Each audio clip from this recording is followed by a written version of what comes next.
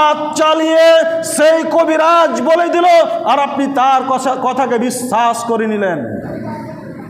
মনে রাখবেন, এইরকম যারা করে এদের ব্যাপারে বলা হয়েছে, মিসকাত হাদিস নম্বর 4595 মধ্যে বলা হয়েছে, হাফসা রাদিয়াল্লাহু তাআলা আনহা থেকে বর্ণিত, তিনি বলেন রাসূল সাল্লাল্লাহু আলাইহি সাল্লাম বলেছেন, যেই ব্যক্তি গণকের নিকটে যাবে এবং তাকে কোনো কথা জিজ্ঞেস করবে, রাসূল সাল্লাল্লাহু আলাইহি সাল্লাম বলেছেন, লাম তুকবাল লাহু সালাতুন 40 লাইলা, 40 দিন পর্যন্ত তার সালাত কবুল হবে না।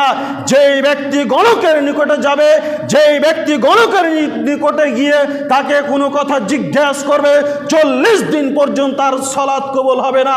অতএব আপনি যদি আপনার ওই হারানো বস্তুর খোঁজ খবর নিতে যান ওই কবিরাজের কাছে, হাত চালিয়ে খোঁজ খবর যদি নিতে চান, তাহলে আপনার 40 দিন পর্যন্ত সালাত কবুল হবে না, 40 দিন পর্যন্ত নামাজ কবুল হবে না।